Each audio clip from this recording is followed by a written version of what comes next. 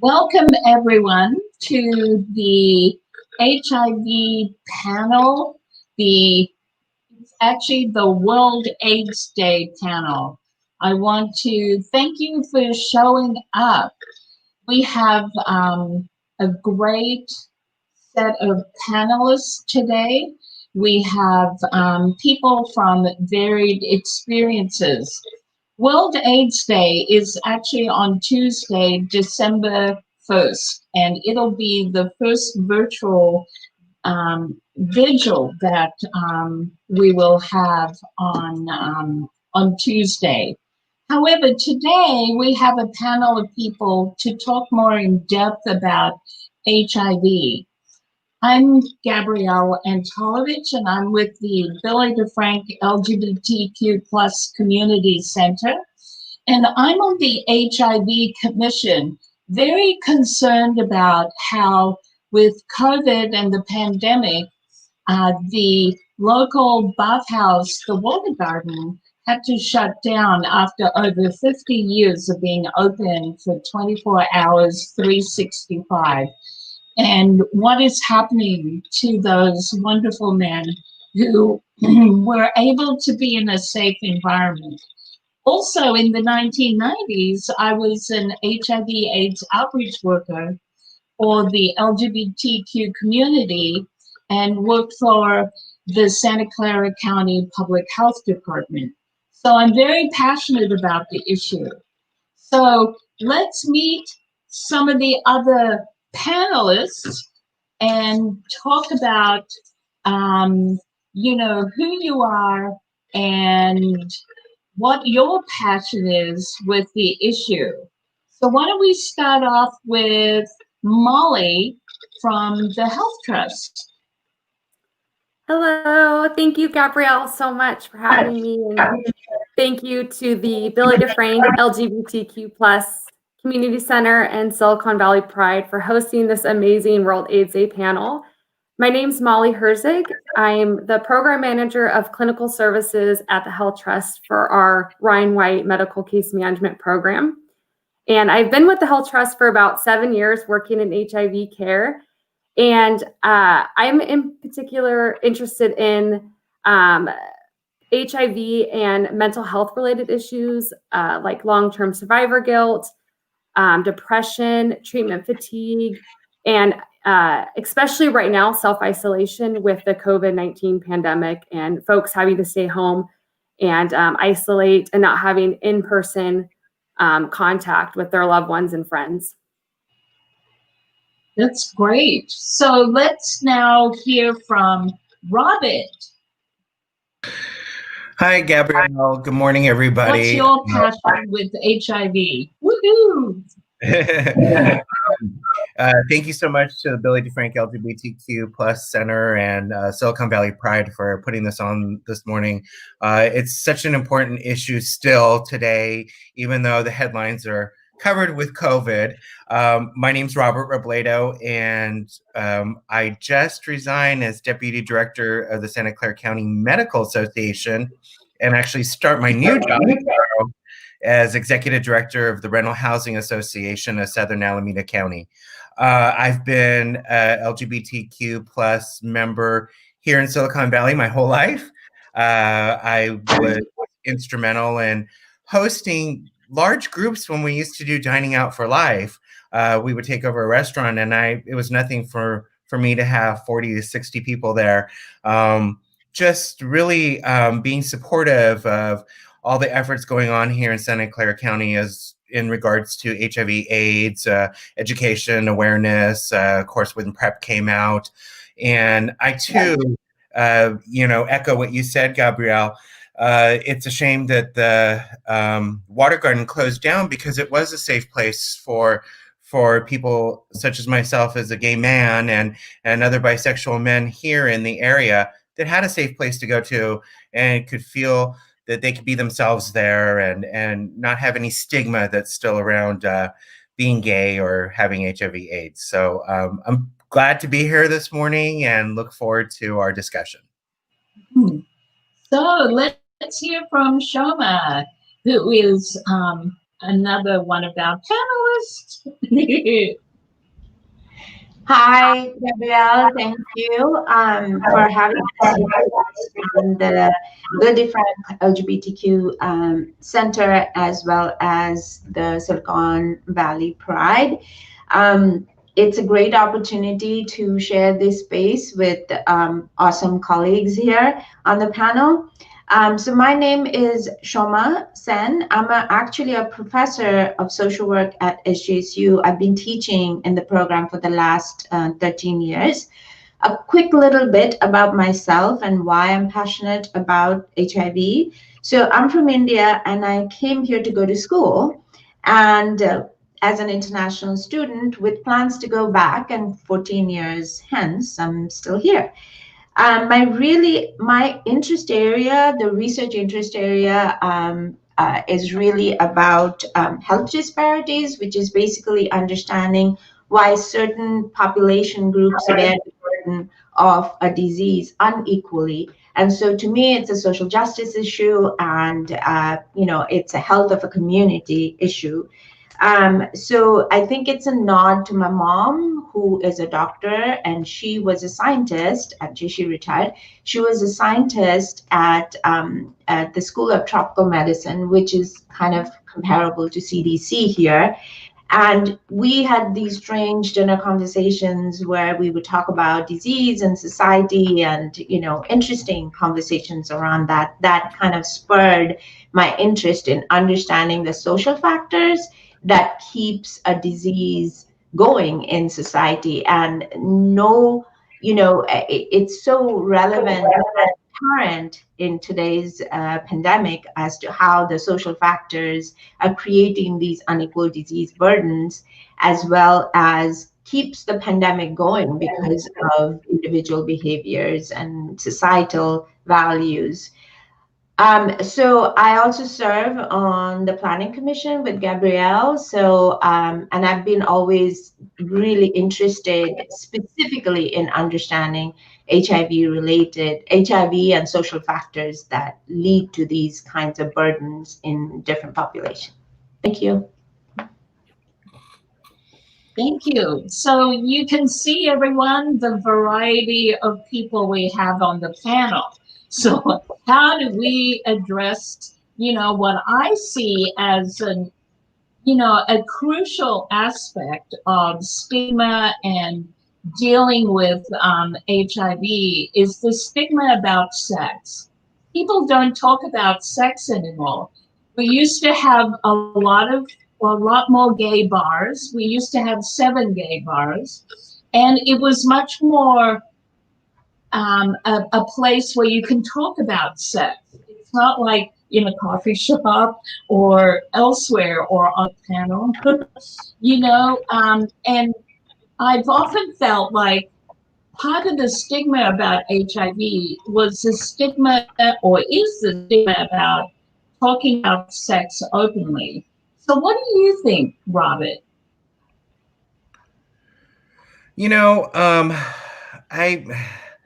I'll say this. I'm going to tell a little story. A friend of mine went out with someone, and my friend is positive, and went out with someone who is a negative male.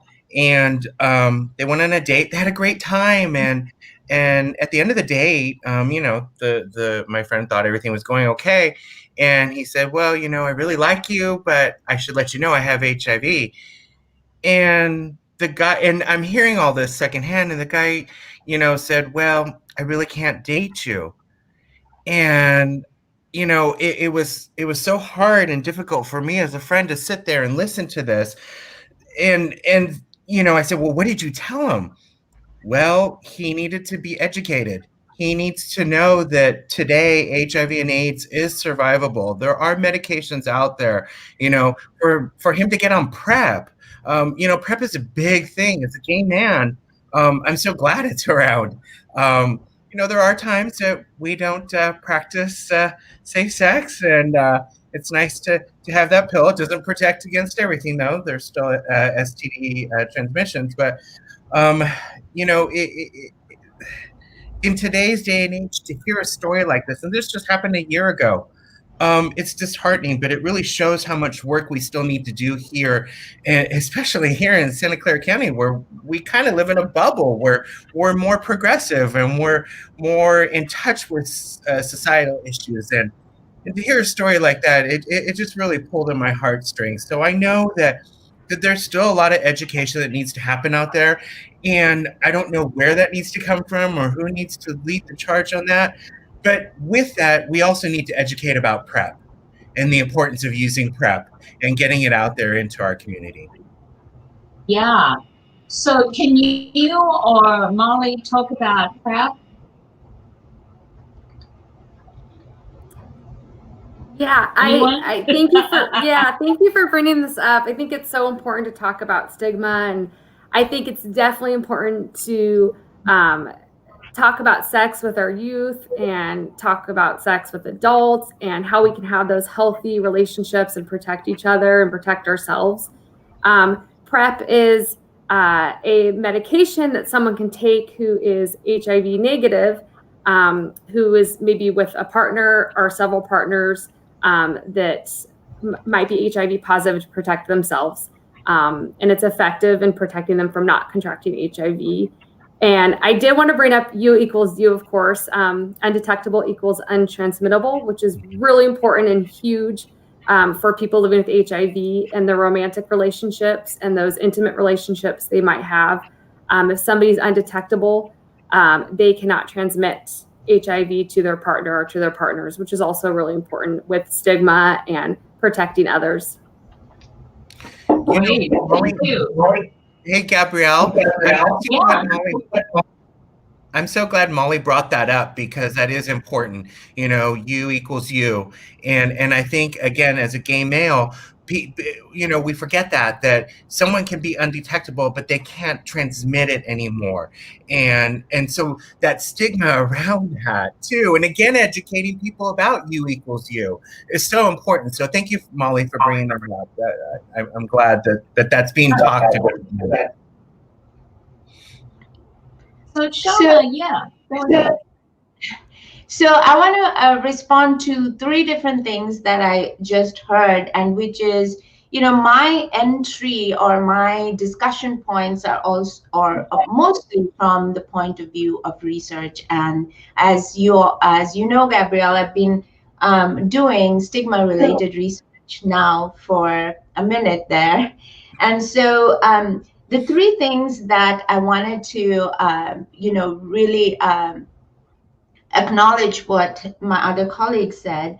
Absolutely. I think PrEP, what we are finding in research is that still, you know, the service providers don't know really much about PrEP. They don't offer PrEP. In fact, if individuals ask for PrEP, they receive they feel stigmatized when a service provider who should know about these things kind of says, what are you doing that you want PrEP, instead of saying, you know, you are making these wonderful healthy choices and you're being responsible to yourself and others. It's the way you know, they are treated because they ask for PrEP. Just mind-boggling. That's one. The other thing I wanted to mention about U equals U, which is a fantastic, I think, you know, development, and it speaks to how much the medical side of HIV has made progress and how far we are socially still. So U equal U, unfortunately, only works people that know their status. And I know, working in various communities of color, people don't get tested. So they don't even know if they are, you know, what their HIV status is. So as we all know, when we look at HIV data, we're looking at surveillance data, which means they've had to come into the system in some way. And there is large swaths of populations that are being left behind. So I think there are, we really need to also look at cultural factors within these communities to make sure that that particular U equal U is true for all groups. And the final thing I wanted to say is what Robert had talked about when he was talking about his friend, and research also is seeing this. There is this idea of seroselectivity, as a result of which it creates these categorization even within a community, and there's further stigmatization of the people who have HIV positive status. So seeing that, I would think it's a human response to, I don't even want to get tested, because then I am now in this category. If I find out that I'm I have the HIV positive status, then I am in a much more marginalized space than I used to occupy before. Thank you. Thank you so much for bringing all of that up. I I remember when I was an HIV/AIDS outreach worker, we were talking about safer sex, and that's how you protect each other. And now that we have PrEP and a whole other world, and also new generations, there's a whole new need to educate. And one of the things that I find difficult is during the pandemic right now, people are watching a lot of movies and a lot of TV series where sex happens instantly. You don't see the conversations that people have about their status, whether they want to use protection, whether, what sex means to them. Everything happens so instantly that it gives you the illusion that that's how you start a relationship, or that's how you hook up with people.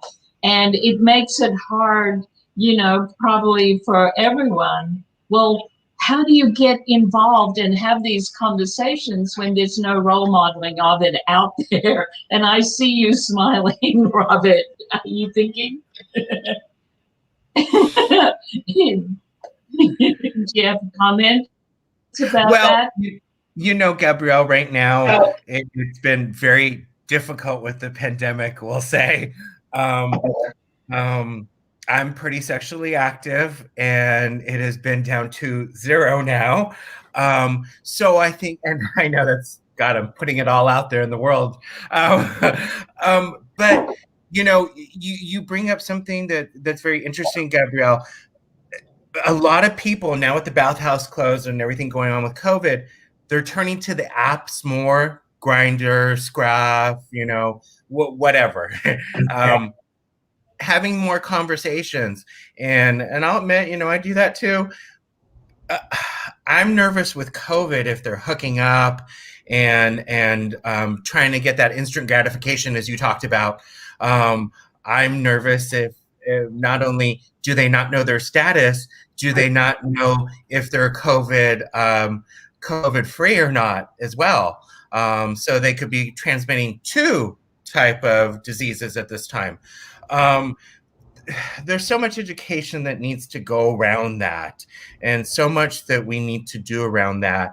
And I asked some of my doctors before I left the medical association, what's one of the positives, trying to find a positive with COVID, but one of the positives? And what they're saying is it's actually good what's going on with COVID, because that's going to translate to HIV and AIDS. And that might open up some doors to exploring different types of medication or coming to a cure. So there's just a lot, Gabrielle, in what you were saying. So, yeah. If I may respond.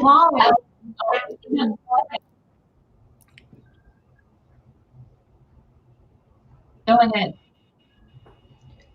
Molly? Shoma, Did you wanted to... Oh, yeah. I think that was Shoma, yeah. Okay. Sorry, thank you. No, so I wanted to respond to what Robert had said, and it's so interesting that we somehow all the lessons that we may have learned from HIV/AIDS that could have been translated into managing the COVID, we didn't. I mean, I've heard Dr. Fauci talk about this, and I've heard Dr. Fauci was very much involved in the AIDS epidemic with Larry Kramer, I'm sorry, and advocacy and all of that stuff. And I was like, we learned so many things. We learned about how to manage an epidemic and a pandemic, and we translated literally not much of that information, in the sense that and what I see as a commonality there is that resistance to actually acknowledging that there is a problem. The same thing happened during Reagan era, and if I look at the history of the pandemic, and how it was first conceptualized as the gay plague, which that other people are safe from it if so misinformation right from the beginning. Same things happened here. If you didn't travel abroad, if you didn't go to China, if you didn't, calling it the Chinese flu, or it's the same. It's such a similarities that it just blows my mind that how is it that people just forgot. I wasn't here during the beginnings of the epidemic. I came to this country only in like late 90s and early 2000, but we all knew about it, and you don't have to go further back, just a few years ago. So it just is just unbelievable how we don't look at history to learn our lessons. Yeah.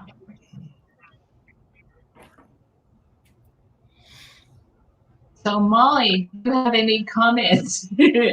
Yeah, I just a couple items. Thank you all again. I want to reiterate how important PrEP is, and you can get it, especially in the Bay Area, a lot of different places. Getprep.org, getprep.org, getprep.org. It's really important that people know that there are resources out there to get tested, to get on PrEP.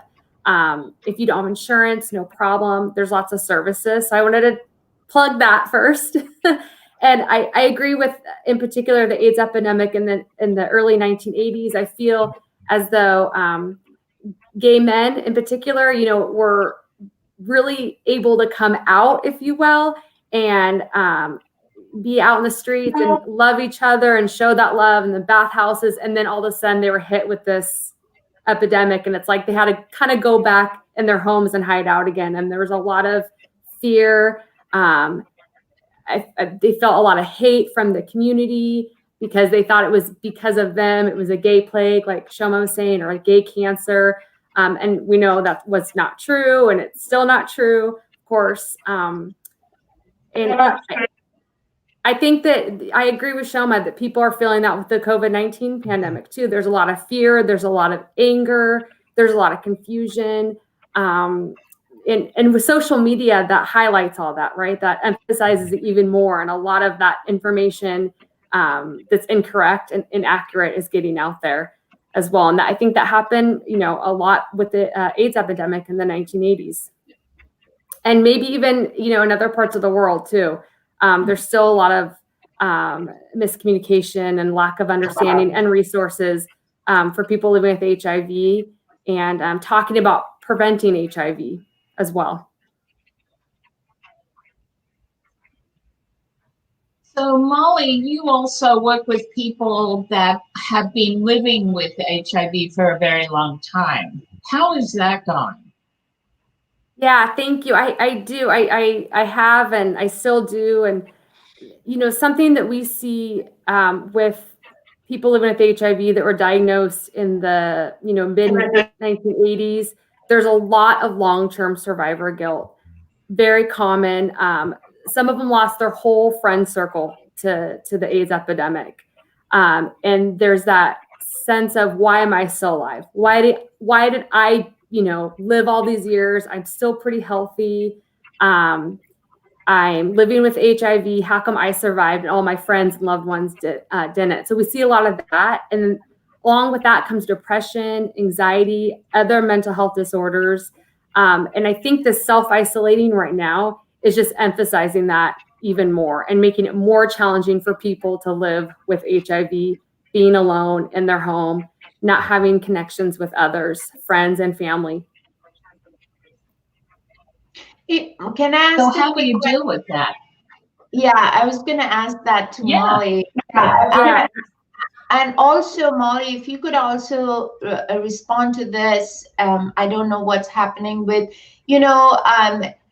are they people, are people losing their housing, as a result of, maybe the job loss? And, do you see that in your clientele? And if so, that's even, there are other things that are happening perhaps to them that aggravates the situation.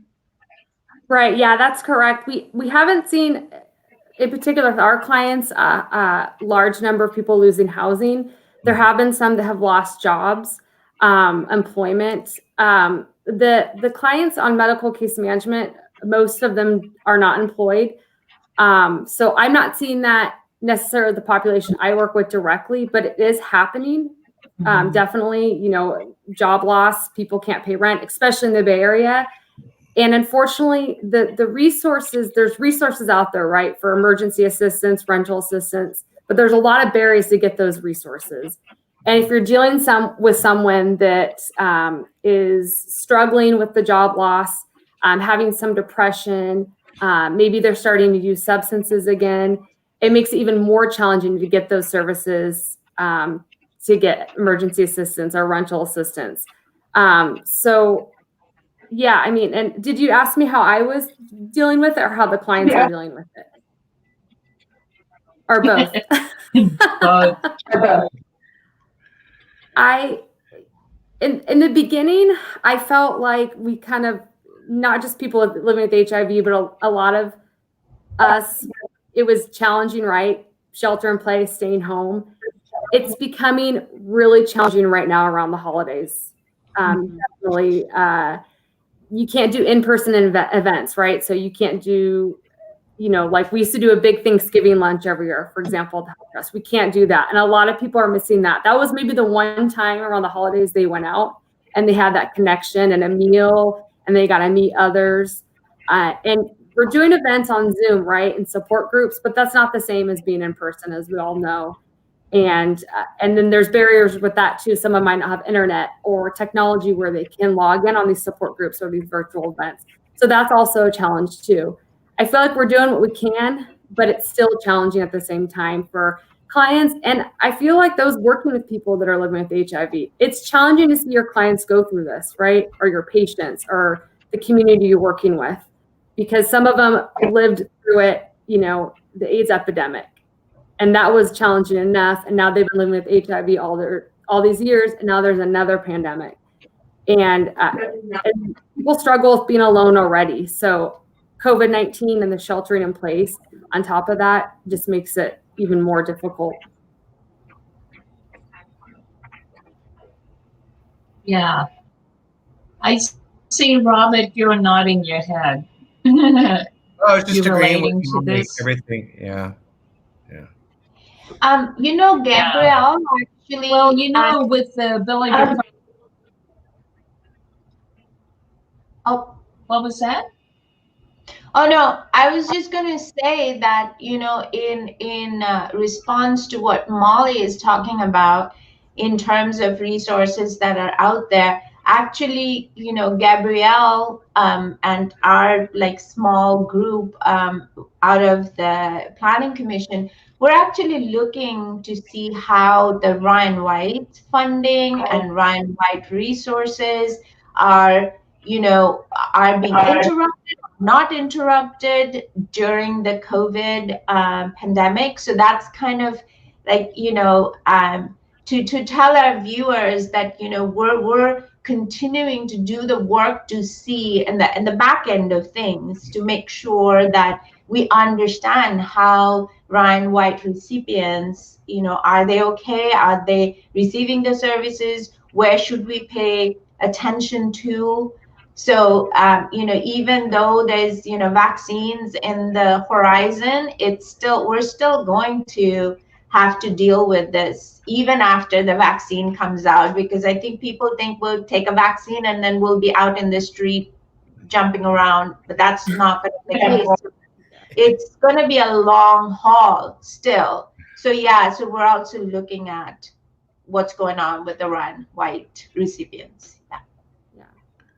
Well, That's excellent news. Wanted to add to that, yeah, what I wanted to add to that is that the Billy DeFrank LGBTQ plus Community Center is dealing with the non-white people, people who either are living with HIV or not living with HIV. The LGBTQ community plus allies, and we have continued all of our discussion groups online.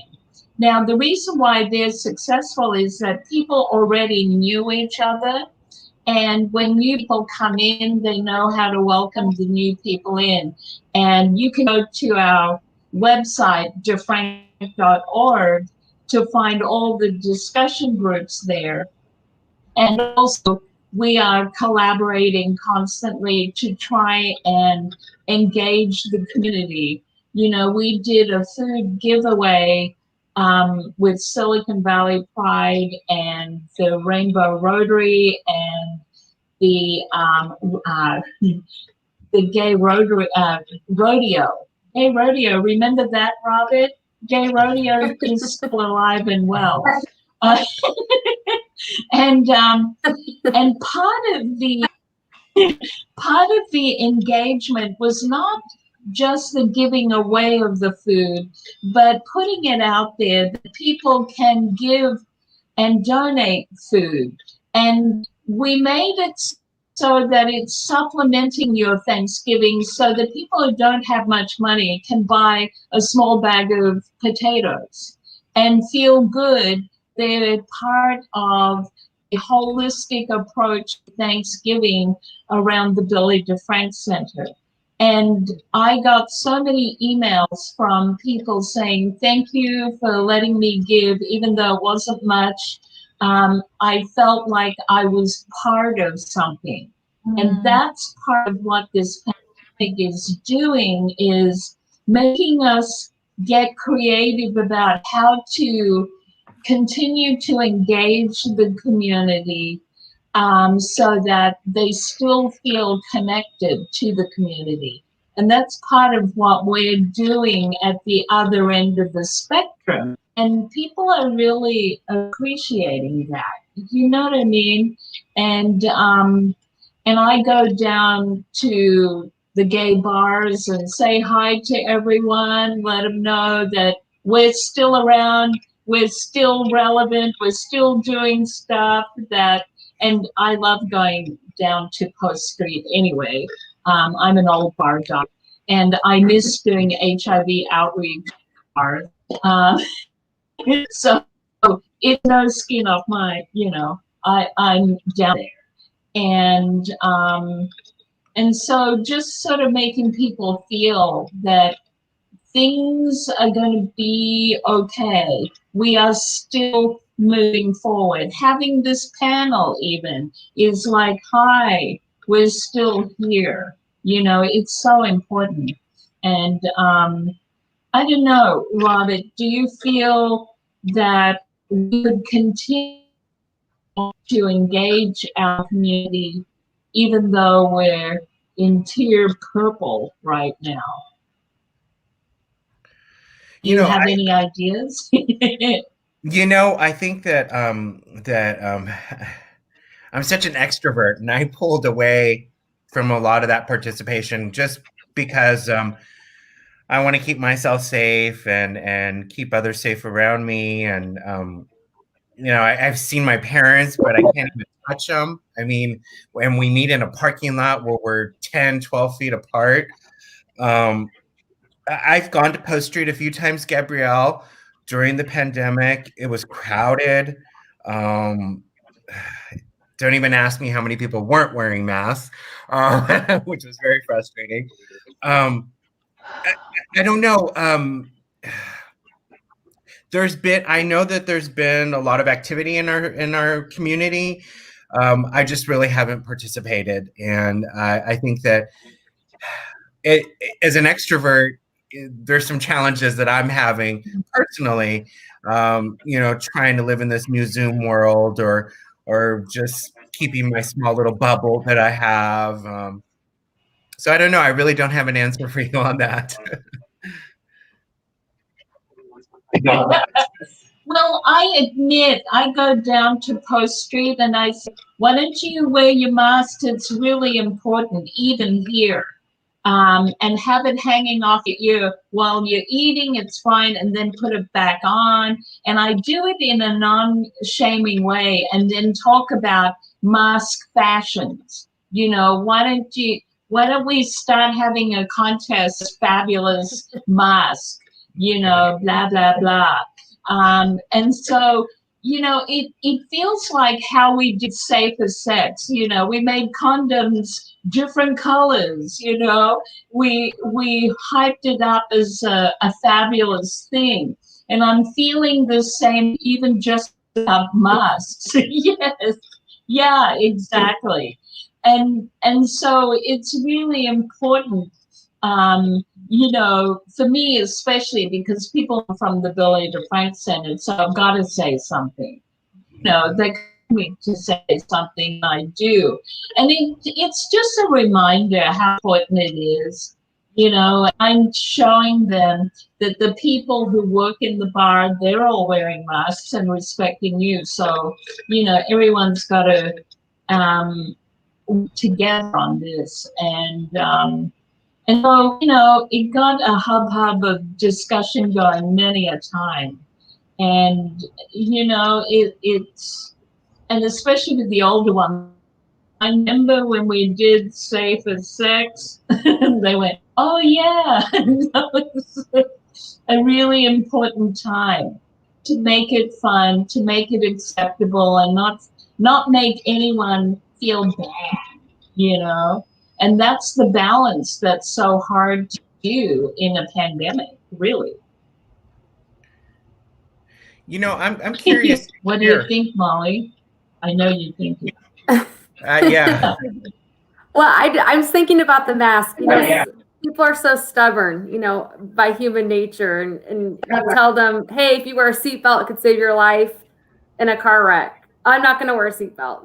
If all the science and the research and all the medical professionals like Dr. Anthony Fauci, who's dedicated his entire life, to saving people's lives and treatment and medication. If these people are telling you, you need to do this, you need to wear a mask, here's all the science and the medical information backing it up, we should listen. But, people tend to be stubborn. And I think people get more stubborn over time. We've been having to wear masks since March, and that's been challenging for people. It's don't use your cell phone when you drive. Wear your seatbelt. Don't drink and drive. People don't like to be told what to do, even though it could save their life and also others' lives as well. A whole community, if you will, it won't spread.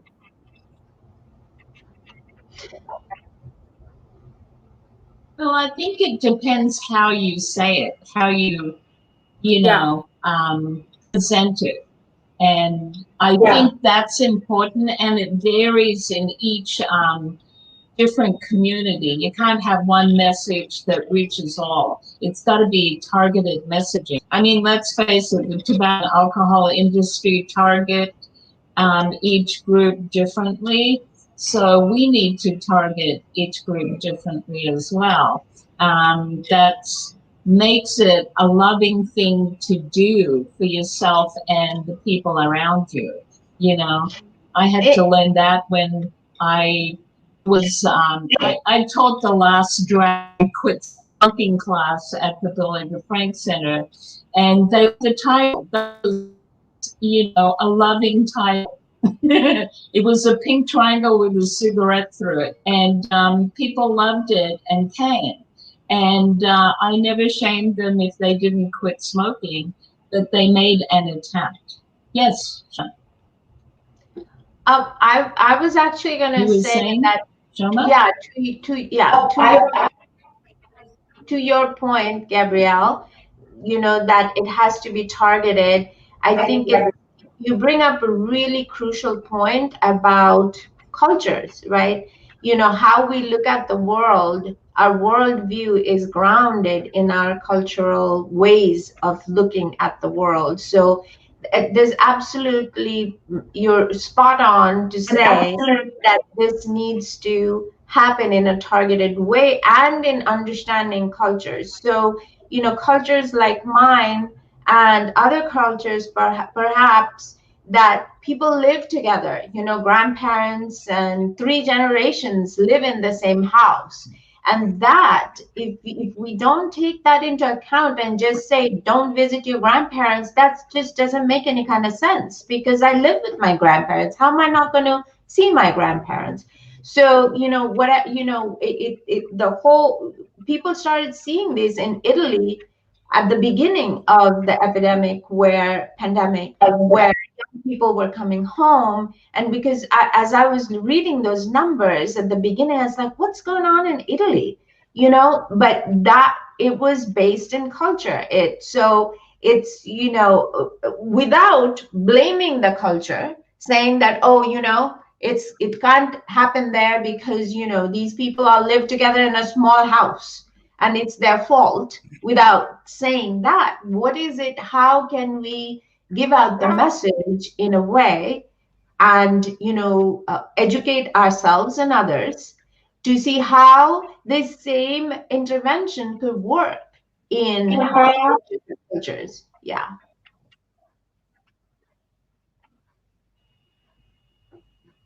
Yeah, exactly. And science is very straightforward. And then you need to have the people from the community disseminating the information in a loving way, so that we as a group can love ourselves for what we're doing. And that's often a missing piece. It's great to have these cute guys kissing each other with the virtual messaging, but you actually need the person talking to people, in your own culture, saying, hey, let's have fabulous masks, and making jokes about how the forehead is sunburnt and the rest of us is, untouched by the sun, and to sort of just be into it. I know it's a gay thing, oh my God, I'm not equally sunned. But it definitely, it's very difficult. Prevention does not get funded very well compared to treatment.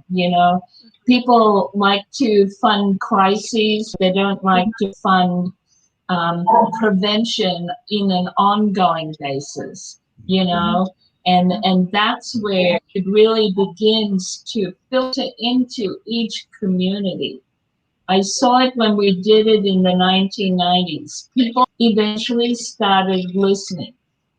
And that is success, when people start listening and having conversations with the outreach workers and really wanting to know more and telling their, person friends next to it. And they become the mini outreach worker to their friendship circle.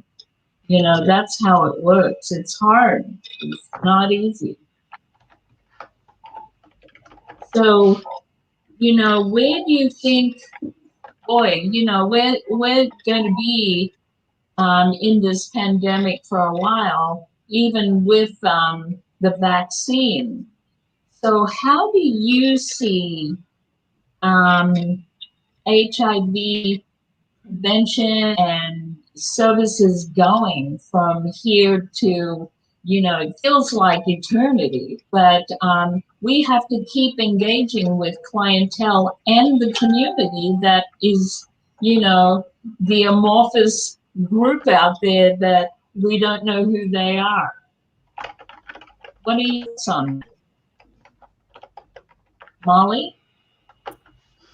Well, I think that, we're going to definitely have to continue the services as we were talking about earlier, with people losing their job and not having the income and possible, evictions. Those services will have to keep continuing, in particular if people living with HIV, and they might have to alter over time. If we're looking at a cure in 5 to 10 years, then the services are going to look different, right? We have to cater to of a cure with HIV. I think one thing that really needs to be acknowledged with services with people living with HIV is the elder population that is living with HIV. We have a whole new group of people that are in their 70s and 80s living with HIV. Their life expectancy can be the same as somebody that's HIV negative. So you have to keep those services going, expecting that someone's going to live a normal life expectancy, including funding and grants and staff and support, and businesses and organizations need to all come together to continue those services. With the pandemic, with the COVID-19 pandemic, of course I think you need more services and more resources out there, especially if this is going to go on longer. And like we were talking about with people losing their jobs again, and insurance is changing. That's another important issue. If people are losing their jobs, now they're losing their benefits, and that's going to affect their HIV treatment and medication as well. So being prepared for that outcome, because there might need to be more funding for those services with insurance and medication and the medical care.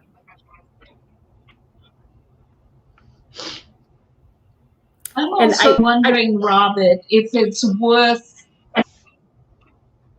Oh, sorry, you were going to say something else? Oh, yeah. I just wanted to add that, one thing I hear a lot from people is, if somebody's getting, supplemental security income, right, from the state of California, it's $943, and they're disabled, they can't work. Why don't they take that funding or their income and move? And it's really important to remember that somebody that grew up in the Bay Area, this is where their life is. And we also have some of the best HIV care in the world. We have the best psychiatrists, therapists, medical providers, resources. So if somebody's receiving that treatment, why would they want to move? They want to stay here so they can stay healthy, stay connected. And this is their home, and so the question people should be asking is, why isn't there more affordable housing for these people? That's the big question. Not they should leave if they can't afford to live here. That's not fair. This is their home. This is where they're getting that excellent HIV treatment. Absolutely. Thank you for that. And then on the other hand, there's this, I have this idea in terms of reaching out into the community about, and I've talked to the owners of the Water Garden about taking over their website so that people who go to the website looking for them can be redirected into other, not just services, but also what's happening in the area that they could be connected to. Discussion groups, information about PrEP, all these kinds of things. And getting creative about how do we reach out into the community, and putting out video messages, not just the two-dimensional messages, hey, I'm blah, blah, and I've been having a really good time having discussions with my friends about sex and about relationships, how to, discuss those issues. You know what I mean? And it's like, I'm trying to find ways to be at the other end of what Molly's talking about, where we capture the new generation and also our old generation that is out there, if that makes sense. Do you have any thoughts, Robert? You know, I was just going to piggyback on what Molly was saying as far as services, and the outreach that you're talking about, Gabrielle, and something we've touched on a little bit. Soma touched on this a little bit. Being from the Latino community, you have to think about, you know, the messaging that you do to my community or the Black community or Asian community. It's different, and we need to have those service providers reflect our community that you're trying to reach. And when I say that, you look at COVID, you look at HIV/AIDS, you're talking about testing, you know, that messaging is very different for the Latino community and those that are part of that community. And so, Gabrielle, as you explore this, I encourage, and I encourage other groups too, you know, make sure you're doing that targeting messaging. Because, and I think if anything, Black Lives Matter showed us too, is we need to make sure that our messages are crafted to meet those different segments of our community. And that goes with also COVID too. You know, there's so much, we can say this, you know, COVID, HIV, AIDS, it affects my community more and it affects the Black community more. What are we doing to help and provide those services for those people? And I that's something that I've always seen that hasn't really been touched about or talked about much here. And we need to do a better job. And we are starting to, and that's great. And I know it takes baby steps. I get it. But, you know, I think we need to push that a little even farther. So. I agree.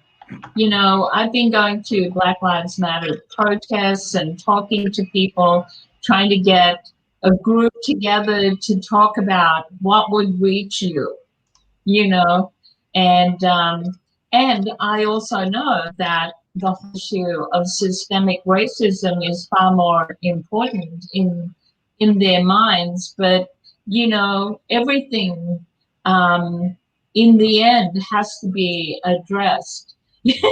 And we've been working with, yes, and we've been working with the African American Community Center, where, you know, they want to provide services for their queer Black community. If there's, you know, and I said, you can do it here, but at the Billy DeFrank Center, you know what I mean? We want Black Lives Matter at the Billy DeFrank Center, just like we have the Women's March at the Billy DeFrank Center. We have the March for Our Lives at the Billy DeFrank Center. So it's logical that Black Lives Matter be here, do community forums, do all of that, and really speak out about who they are and what they need, and then have us around to listen to that and work with them, like you're saying, targeting. But with this pandemic, you know, it's like we've got to make it happen, and we've got to make it happen quick, if you know what I mean. Yeah. And so, you know, it's a tough one. It really is, you know, and I want to make sure that we have another HIV pandemic because of COVID. And, you know, there is so much energy put into COVID and not other things like HIV that it concerns me. And so here we have a panel of people where it's in the forefront of our minds. And we need to keep it that way. I'm so glad you are all here. Are there any other quick comments? Where actually at last minutes of our time, I can't believe this. I've not been looking at the questions because I've been busy with you. Any final comments?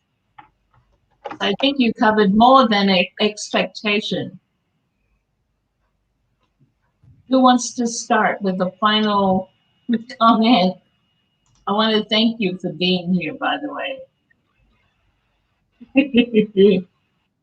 So, Robert, you want to start with the final comment? I was actually going to direct it to Shoma. Are I you think committed we should to hear from talk? her first. Go Spartans! Go Spartans! Aren't you good? Yeah. Okay, Shoma. Yeah. So, well, I really appreciate this opportunity to kind of share what I bring to the table, but more importantly, right, really listening to what Molly had to say, Gabrielle and Robert, and it's been enlightening. At the same time, we know what we have to do. It's not new. We all know that these are the things that we need to do. It's just like Gabrielle had said, and one of the things that stuck in my head is that we really don't do prevention well in this culture, right? It's more reactive to things rather than being proactive. And that's an ideological difference, I think, that I see. And, I come from India, and majority of the interventions, and Gabrielle can speak to that too, from her, country of origin. It's Australia, right, Gabrielle? That we do a lot of interventions at the community level. So it's the way of thinking about a social problem and dealing with that social problem is not individualistic. It's more from the community, and the whole community is involved in it, right? So it has always been difficult for me to have that switch in my head that it really is more steeped in the culture of these sort of Protestant work ethics, pull yourself by your bootstrap kind of a mentality, where the onus, the burden of everything falls on the individual, and we forget the environment in which the individual is operating. So that's kind of my sort of takeaway from all this, that we need to understand the person in the environment. And if we don't change the environment, we can't really do much with, whether be it mask wearing, whether being it responsible for others, whatever messaging we want to do, we have to ground it in that particular culture, environment, understanding that not always it's possible to do things. Then what are the alternatives? Yeah. So thank you. Thank you for giving me this space. Hey, what else can be said? So do you, Molly and Robert, do you have any final words? I mean, Shoma really encapsulated it.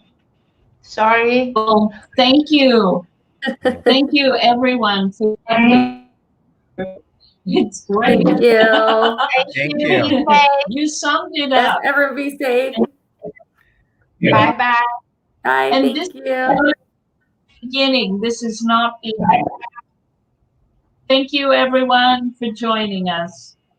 Thank you. And don't forget, World AIDS Days.